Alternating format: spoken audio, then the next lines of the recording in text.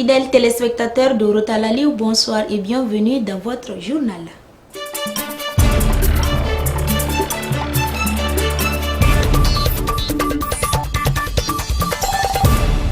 Menace d'arrêt de travail par le syndicat des bouchers. Finale de la Coupe Mamadou Yatassaye, deuxième édition. L'artiste malien Derkeb aurait fait signe de vie. Lancement du projet Luta Lumière sur nos talents.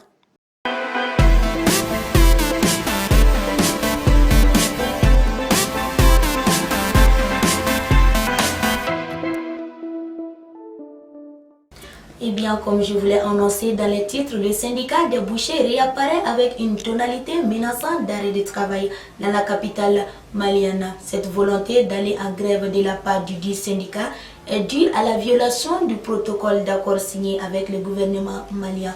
Le détail avec Tieneba Kone. Cet accord a été signé le 22 juin à l'issue de la rencontre entre les deux parties afin de solutionner la crise.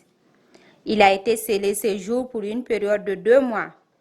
Aujourd'hui, les bouchers alertent ou lancent un ultimatum de 72 heures au gouvernement pour non-paiement des arriérés de 5 jours dans le cadre du protocole d'accord et invitent ces derniers à se manifester avant le mercredi prochain.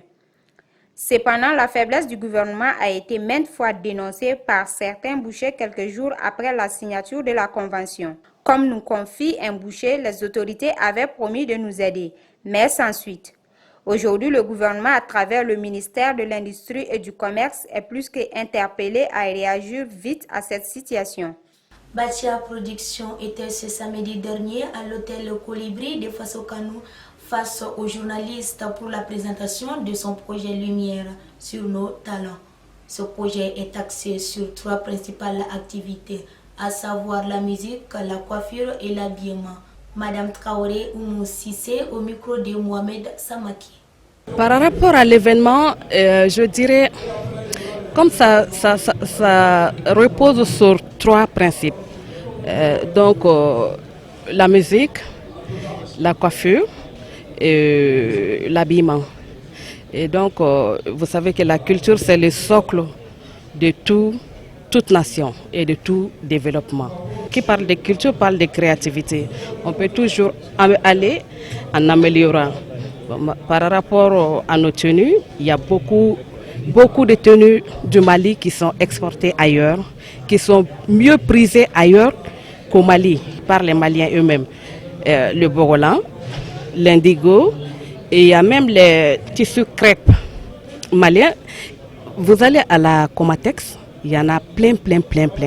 Il y a nos danfani aussi, qui sont différents des façons danfani du Burkina. On a beaucoup de tissus qui peuvent bien habiller.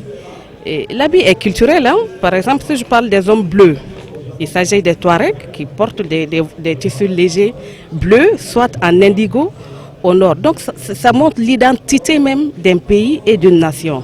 Bon, la musique, n'en parlons pas. Notre musique est très riche et très variée. Et partout, c'est aimé de partout. Maintenant, je reviens au talent parce qu'on dit que... Le projet, c'est Lumière sur nos talents. Et donc, le talent, c'est quoi? Le talent, c'est ce qu'on a dîné en nous. C'est ce qui peut nous libérer. Vous voyez les prisonniers, par exemple, quand ils sont dans un état de stress intense, tout ce qu'ils utilisent, c'est leur talent. Si ce sont des danseurs, ils se mettent à danser. Si ce sont des dessinateurs, ils se mettent à dessiner. Si ce sont des boxeurs, ils se mettent à boxer, à s'entraîner. Et avec le mur de leur prison. Le talent est toujours libérateur, il ne faut pas blaguer avec.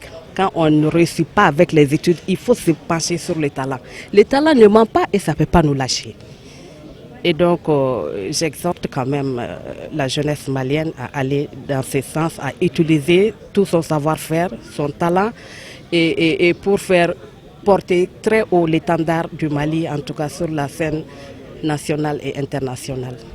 La saison des pluies augmente les risques de maladies hydriques comme le choléra, suivant les explications de Maïmouna Samaki. Maladie bactérienne ou infection diarrhéique aiguë est une déshydratation provoquée par l'ingestion d'aliments ou d'eau contaminés par le bacille Vibrio cholerae. Un choc et des convulsions peuvent également apparaître pour les cas graves, mais rarement. On peut en mourir en quelques heures en l'absence de traitement. Il reste à l'échelle mondiale une menace pour la santé publique et un indicateur de l'absence d'équité et d'un développement social insuffisant. Selon les études menées par l'OMS, l'Organisation mondiale de la santé, il y a globalement chaque année 1 à 4 millions de cas et entre 21 000 à plus de 140 000 décès dus au choléra dans le monde. Pour prévenir et lutter contre le choléra, les mesures utilisées seraient la surveillance, l'amélioration et l'approvisionnement en eau, de l'assainissement et de l'hygiène, la mobilisation sociale, le traitement de la maladie et les vaccins anticholériques oraux.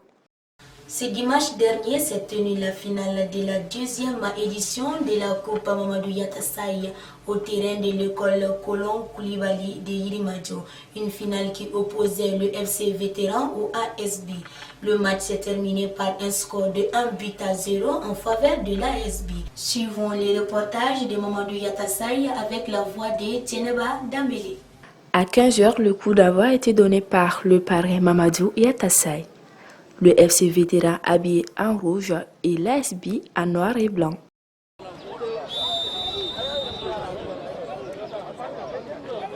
«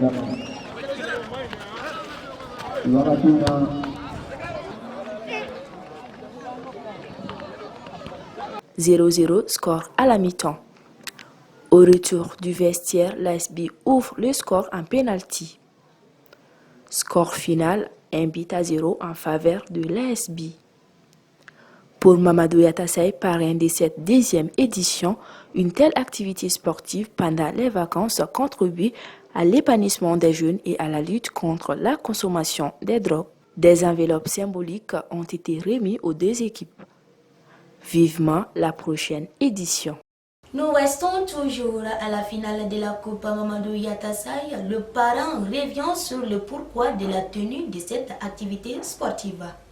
Nous sommes à la Coupe deuxième édition. Chaque vacances, à la Coupe de parce que il faut que nous occuper. Bon, occupation fana bɛ balontan kɔnɔna na du fait que on va bila tourner kɛ ɲɔgɔn cɛ. C'est une manière de les sensibiliser contre les méfaits de la drogue dans le monde entier et plus précisément au Mali et en particulier la commune 6 du district de Bamako qui est vraiment une très grande localité. Il y a beaucoup de consommation de drogue en commune. Bon, n'ambé blaga balontan que pour nous, c'est une manière de les occuper. Et je demande à tout le monde de nous occuper. Nous occuper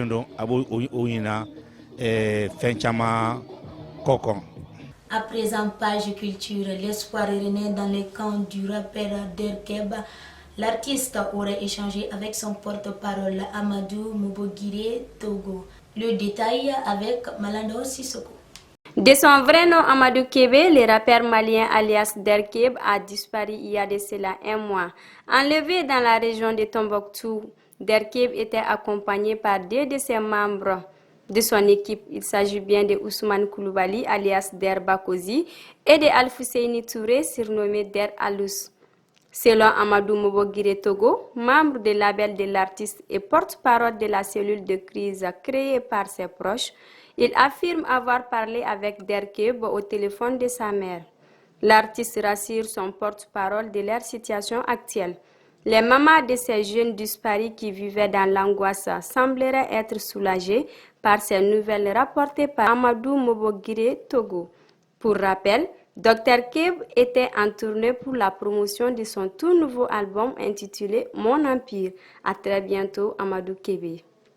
Ce fut un plaisir pour moi de vous avoir présenté ce journal. N'oubliez pas de vous abonner sur notre page Facebook Brutalali et notre chaîne YouTube Brutalali. Sur ce, je vous souhaite de passer une excellente soirée.